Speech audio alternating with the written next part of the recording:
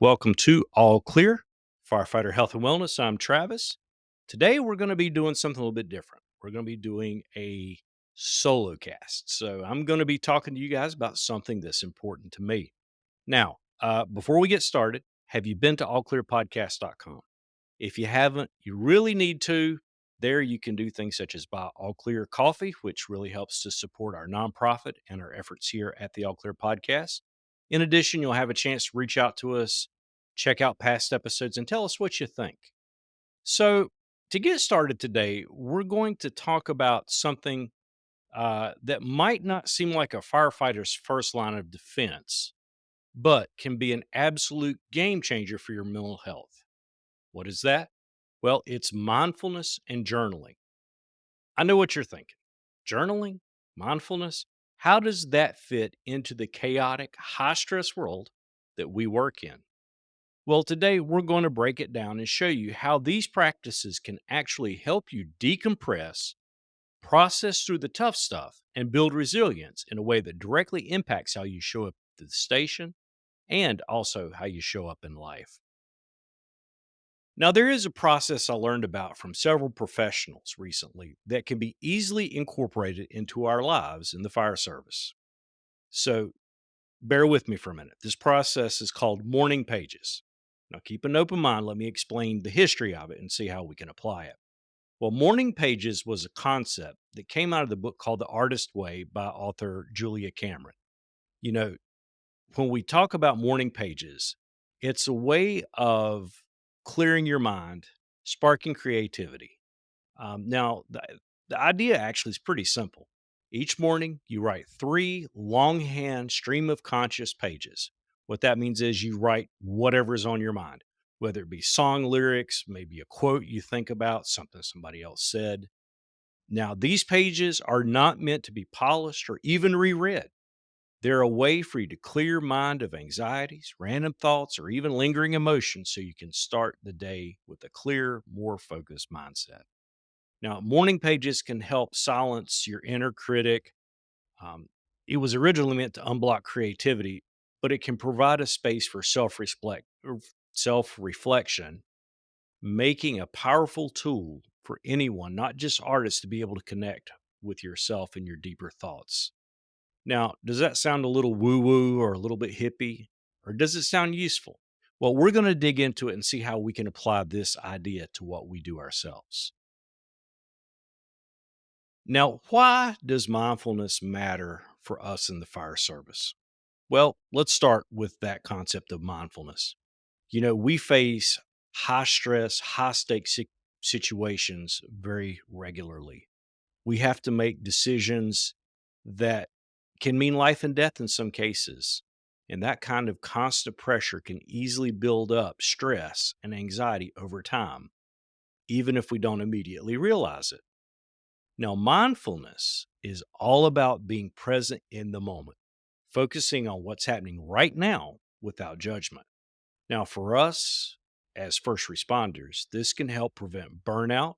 It can calm our minds after an intense day or an intense call and keep us grounded in our personal lives, for our families, for those around us that we love. But mindfulness isn't just about sitting in meditation for hours. Now, you can actually integrate something like mindfulness in your practice of journaling. Are you journaling yet? Well, we'll talk about that too. Now, before you just write off journaling as some sort of chore, an extra thing you got to do, hear me out. Now, when combined with mindfulness, it can be a powerful way to unload your mental baggage. It'll be a good way to reflect on your day and prepare yourself mentally and emotionally for whatever's next. Now, whether it's reflecting on a rough call, maybe the camaraderie you're feeling at the firehouse, or even stuff in your personal life with your wife, your kids, your husband, it's a way to release mental pressure that builds up from all of these things. Now, journaling, when paired with mindfulness, can become a transformative practice that enhances emotional awareness and well being.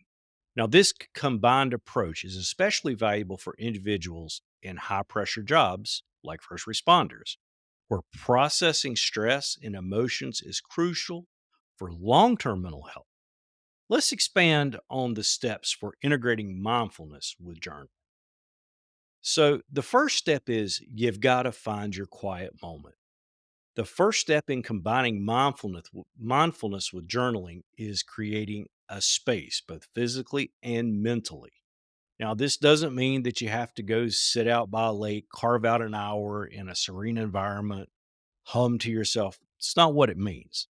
In fact, our goal is to embrace the moment, however imperfect it may be. Now, we have the need for routine when we do this. We need to try to find a consistent time each day, whether it be right before our shift to journal. It could be when we get up in the morning.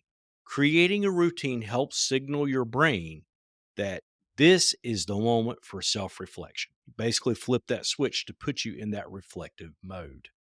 Now, as we mentioned, it's not always got to be a perfect place.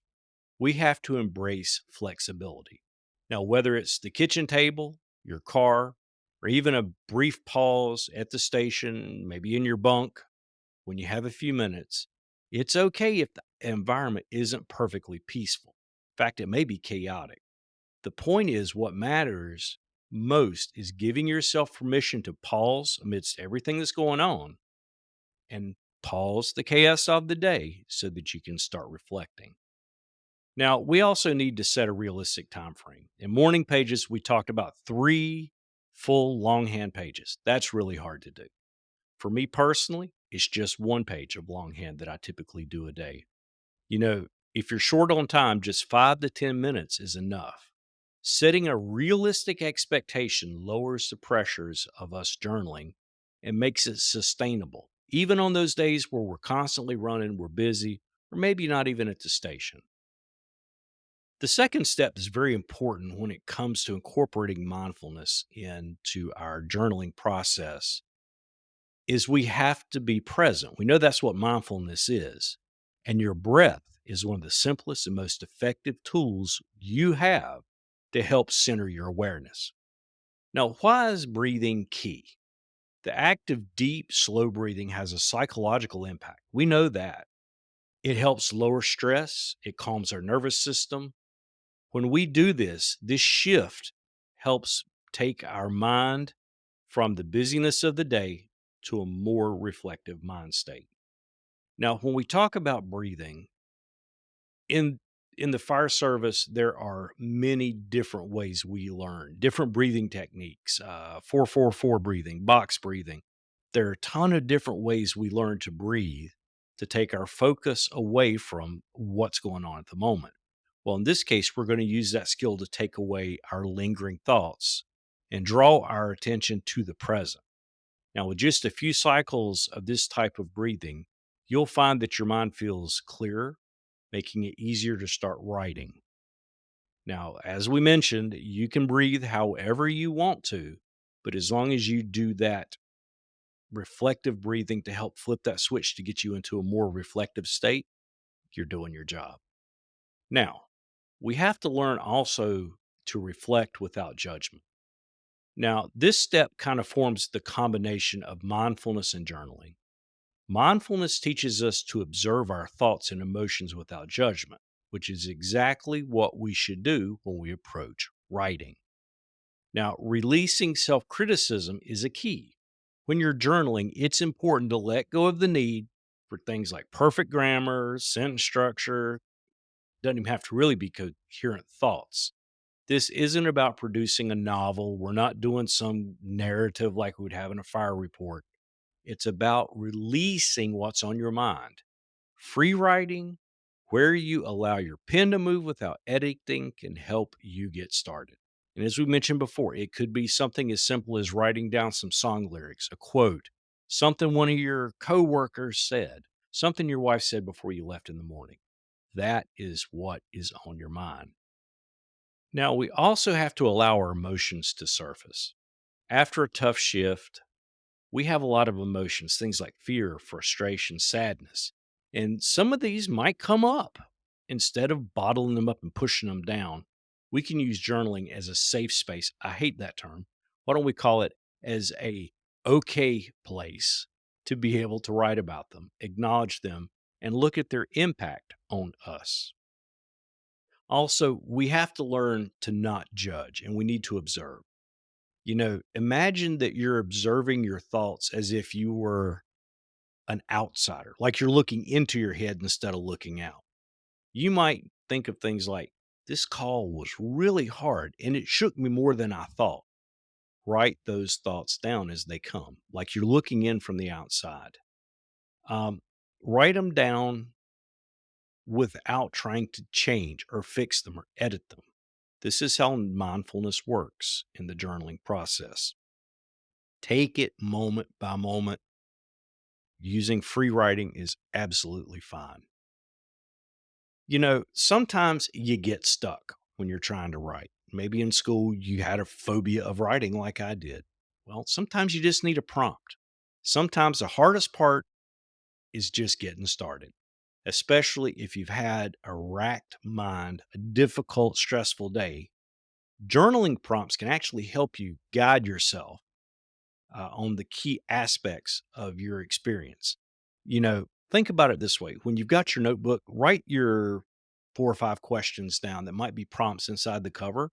That way you can look back on them if you get stuck and you need a starting point. Sometimes when we think about prompts that are specific to our industry, it could help us. Since our work is pretty intense and emotionally charged at times, prompts that focus specifically on daily challenges can be incredibly effective. For example, you could use things like, what is the most challenging part of my day? Reflecting on things like that will allow you to process difficult moments, perhaps helping you understand why certain situations affect you more than others. You could ask a question like, how did I handle a stressful situation? This helps you identify coping mechanisms that you've used, whether consciously or unconsciously, and it gives you insight into how you manage pressure. Another one. What's one thing I did today that made me proud? Well, this prompt helps you recognize your achievements.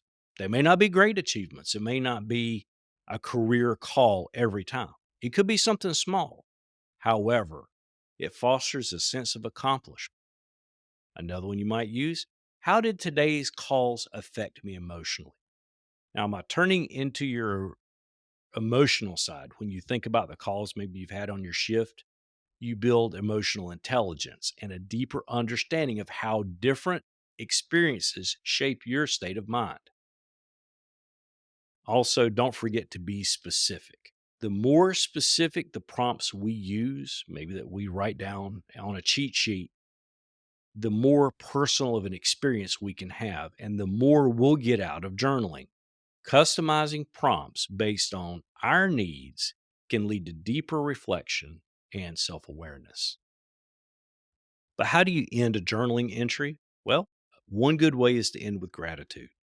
Now, gratitude may seem kind of cliche, like, well, I'm happy for this, but there's a real science behind the benefits of gratitude. Studies have shown that cultivating gratitude can boost your mood, improve resilience, and even reduce symptoms such as depression and anxiety. Now, why does gratitude work? In a stressful job like firefighting, it's easy to focus on what went wrong or the trauma that we saw. What's the bad stuff going on? But ending your journaling session with a focus on gratitude allows you to shift gears and end on a positive note, even after something that's pretty difficult.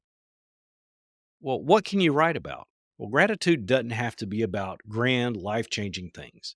It can be something as simple as appreciating that you made it home safely, how much you enjoy working with the guys on your team, or even just the opportunity to rest after a rough day. Now, there are also long term benefits of using gratitude as well. Over time, practicing gratitude will rewire your brain to focus more on positive experiences, even in challenging situations. It doesn't ease the difficult aspects of our job, but it helps create a more balanced perspective. So, when we combine mindfulness with journaling, it helps us build resilience, emotional awareness, and self compassion, especially in a high stress job like that of a first responder. Now, by taking just a few minutes to pause, breathe, reflect, and end with gratitude, you can create a sustainable habit that nurtures your mental health and emotional wellness. Now, how do you might be able to make time for journaling? Consistency is important. Well, here's one thing: being a firefighter means that we carry a unique level of emotional and mental weight. We see things that most people around us don't. Our families may not even understand what we see sometimes. When you deal with life and death situations, long hours, and high pressure, journaling with mindfulness isn't about fixing everything overnight. It's about building small daily habits that give your mind space to process, heal, and prepare for whatever comes. When we ignore our mental health, it catches up with us. But by taking just a few minutes to be mindful and reflective, we can start to unload the weight in a healthy way. In the long run, it makes us a better first responder, a better teammate, and a healthier person. As we mentioned, it's small steps. It's about being consistent. Well, how do you make journaling a practice? Well, we got to make it a habit. We lead unpredictable lives, particularly at work. We never know what's coming up. Between long shifts, high stress situations, maybe always being on call, it can feel impossible to stick to a rigid schedule when it comes to something like journaling. But that's why consistency doesn't have to mean perfection. The key to making mindful journaling a habit is to find a time that fits naturally into your routine every day. It could be maybe before you go to bed. After a long shift, journaling can help offload emotional weight that you've had that day. By sitting down for 5 to 10 minutes before you go to bed, you allow your mind to release all that's bubbling up inside, and it'll make it easier for you to get a restful night's sleep, if that's possible, depending how busy your shift is. How about after a shift? Coming home from a call or a long day, we can have a lot to process. We might feel mentally and physically drained, but taking a few minutes to journal can help with mental decompression and make our downtime more peaceful when we're not at the station. How about on our off days? We're not necessarily at work every day. Maybe during your time off, you need to take a quiet moment with your coffee in the morning to jot down your thoughts. And if you're drinking coffee, you should be drinking all clear coffee. Hey, um, in all seriousness, though, sit down with your coffee, write your thoughts down, reflect on your week, set your intentions for how you want to spend your day. Building the habit during your downtime can help us ease into it and make it more enjoyable. The important part is to link journaling to something you already do every day. It could be drinking your coffee, getting ready for bed. Maybe it's after you do your workout. You might want to journal what you did in your workout for the day. As we do this, it will become second nature. What's next? Well, keep it simple. We always say, keep it super simple, keep it simple, stupid. You know, we always hear those things in the fire service. Well, we got to keep our journaling simple. A lot of people think that journaling has to be a huge production. You need fancy pens and notebooks. You need an hour to sit down, but it's really not that complicated. It really is powerful, but simple. You don't need anything more than a spiral bound notebook. Heck, you might even use the notes app on your phone. You don't have to write pages and pages. It could be just a few lines, literally 5, 10 minutes. What's more important is consistency over the volume. Now, some days you might not only write a sentence like, today was rough, but I'm glad I could help. That might be it. That's okay. But you might want to write a lot more. What you're doing, regardless of the length, short or small, helps make space to process and reflect what's in our head. The more you do it, the more natural it will become for us. But we also can't be hard on ourselves. This might be one of the most crucial points. Give yourself some grace. As first responders, we're trained to be tough, to handle situations under pressure. make very difficult decisions with very little input. But when it comes to mental health, being tough always isn't the answer. Sometimes it's about self compassion. If you miss a day journaling or feel like you're not getting it right, it's important to remember there is no right or wrong way to do it.